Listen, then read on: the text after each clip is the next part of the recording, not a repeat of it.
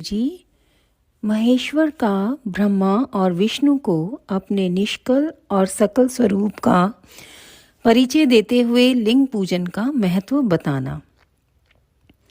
नंदिकेश्वर कहते हैं, तदंतर वे दोनों ब्रह्मा और विष्णु भगवान शंकर को प्रणाम करके दोनों हाथ जोड़ उनके दाएं बाएं भाग में चुपचाप खड़े हो गए।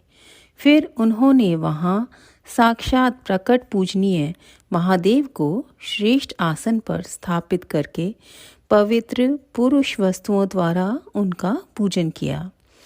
दीर्घ काल तक अविकृत भाव से सुस्थिर रहने वाली वस्तुओं को पुरुष वस्तु कहते हैं और अल्पकाल तक ही टिकने वाली क्षणभंगुर वस्तुएं प्राकृत वस्तु कहलाती है। इस तरह वस्तु के ये दो भेद जानने चाहिए। किन पुरुष वस्तुओं से उन्होंने भगवान शिव का पूजन किया, यह बताया जाता है। हार, नुपुर, केयूर, किरीट, मणिमय कुंडल, यज्ञोपवीत, उत्तरीय वस्त्र, पुष्पमाला, रेशमी वस्त्र, हार, मुद्रिका, पुष्प, तांबूल, कपूर, चंदन एवं अगरु का अनुलेप, धूप, दीप, श्वेत छत्र, व्यंजन, ध्वजा, चंवर तथा अन्य दिव्य उपहारों द्वारा जिनका वैभव वाणी और मन की पहुँचने से पर था, जो केवल पशुपति परमात्मा के ही योग्य थे और जिन्हें पशु बद्ध जीव कदापि नहीं पा सकते थे, उन दोनों ने अपनी स्वामी महेश्वर का पूजन किया। सबसे पहले वहाँ ब्रह्मा और विष्णु ने भगवान शंकर की पूजा की। इससे प्रसन्न हो भक्तिपूर्वक भगवान शिव ने वहाँ नम्र भाव से खड़े हो उन दोनों देवताओं से मुस्कुराकर कहा।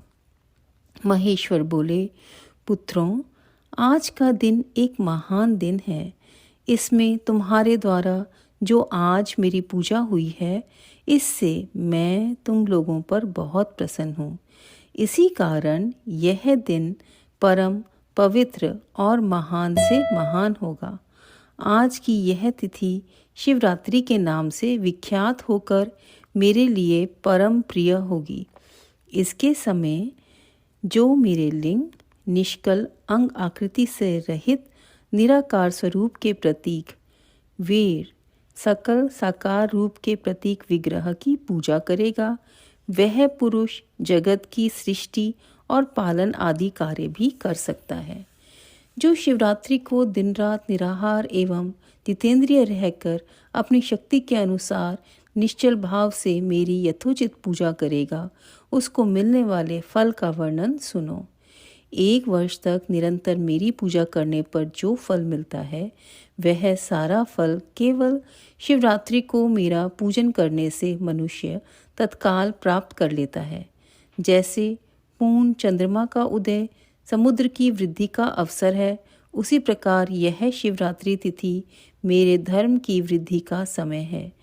इस तिथि में मेरी स्थापना आदि का मंगलमय उत्सव होना चाहिए। पहले मैं जब ज्योतिर्मय स्तंभ रूप से प्रकट हुआ था, वह समय मार्गशीर्ष मास में आद्रा नक्षत्र से युक्त पूर्णमासी या प्रतिपदा है। जो पुरुष मार्गशीर्ष मास में आद्रा नक्षत्र होने पर पार्वती सहित मेरा दर्शन करता है अथवा मेरी मूर्ति या लिंग की ही झांकी करता है, वह मेरे लिए कार्तिकेय से भी अधिक प्रिय है। उस शुभ दिन को मेरे दर्शन मात्र से पूरा फल प्राप्त होता है। यदि दर्शन के साथ साथ मेरा पूजन भी किया जाए तो इतना अधिक फल प्राप्त होता है कि उसका वाणी द्वारा वर्णन नहीं हो सकता। वहाँ पर मैं लिंग रूप से प्रकट होकर बहुत बड़ा हो गया था, अतः उस लिंग के कारण यह भूतल लिंग स्थान के नाम से प्रसिद्ध हुआ। जगत के लोग इसका दर्शन और पूजन कर सकें, इसके लिए यह अनादि और अनंत ज्योति स्तंभ अथवा ज्योतिर्मय लिंग अत्यंत छोटा हो जाएगा। यह लिंग सब प्रकार के भोग सुलभ कराने वाला तथा भोग और मोक्ष का एकमात्र साधन है। इसका दर्शन, स्पर्श और ध्यान किया जाए तो यह प्राणियों को जन्म और मृत्यु के कष्ट से छुड़ाने वाला है। अग्नि के पहाड़ जैसा जो यह शिवलिंग यहाँ प्रकट हुआ है, इसके कारण यह स्थान अरुणाचल नाम से प्रसिद्ध होगा। यहाँ अनेक प्रकार के बड़े बड़े तीर्थ प्रकट होंगे। इस स्थान में निवास करने या मरने से जीवों को मोक्ष हो जाएगा। मेरे 2 रूप हैं, सकल और निष्कल। दूसरे किसी के ऐसे रूप नहीं हैं। पहले मैं स्तंभ रूप से प्रकट हुआ, फिर अपने साक्षात रूप से। ब्रह्म भाव मेरा निष्कल रूप है और महेश्वर भाव सकल रूप। ये दोनों मेरे ही सिद्ध रूप हैं। मैं ही परब्रह्म परमात्मा हूँ। कला युक्त और अकल मेरे ही स्वरूप हैं।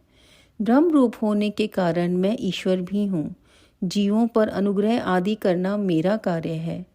ब्रह्मा और केशव मैं सबसे वृहत और जगत की वृद्धि करने वाला होने के कारण ब्रह्म कहलाता हूँ।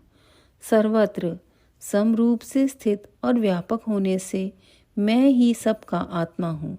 सर्ग से लेकर अनुग्रह तक आत्मा या ईश्वर से भिन्न जो जगत संबंधी 5 कृत्य हैं, वे सदा मेरे ही हैं। मेरे अतिरिक्त दूसरे किसी के नहीं हैं, क्योंकि मैं ही सबका ईश्वर हूँ। पहले मेरी ब्रह्म रूपता का बोध कराने के लिए निष्कल लिंग प्रकट हुआ था। फिर अज्ञात ईश्वरत्व का साक्षात्कार कराने के निमित्त मैं साक्षात जगदीश्वर ही सकल रूप में तत्काल प्रकट हो गया।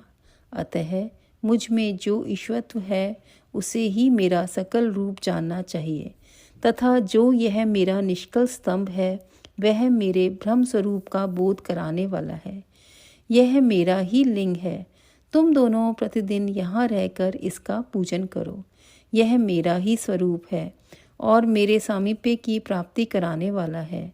लिंग और लिंगी में नित्य अभेद होने के कारण मेरे इस लिंग का महान पुरुषों को भी पूजन करना चाहिए। मेरे एक लिंग की स्थापना करने का यह फल बताया गया है कि उपासक को मेरी समानता की प्राप्ति हो जाती है। यदि एक के बाद दूसरे शिवलिंग की स्थापना भी कर दी गई, तब तो उपासक को फल रूप से मेरे साथ एकत्व रूप फल प्राप्त होता है। प्रधानतया शिवलिंग की ही स्थापना करनी चाहिए। मूर्ति की स्थापना उसकी अपेक्षा गौण कर्म है। शिवलिंग के अभाव में सब और से सवेर मूर्ति युक्त होने पर भी वह स्थान क्षेत्र नहीं कहलाता। जय गुरु जी। अध्याय 9। ओम नमः शिवाय। शिव जी सदा सहाय। ओम नमः शिवाय। गुरु जी सदा सहाय। जय गुरु जी।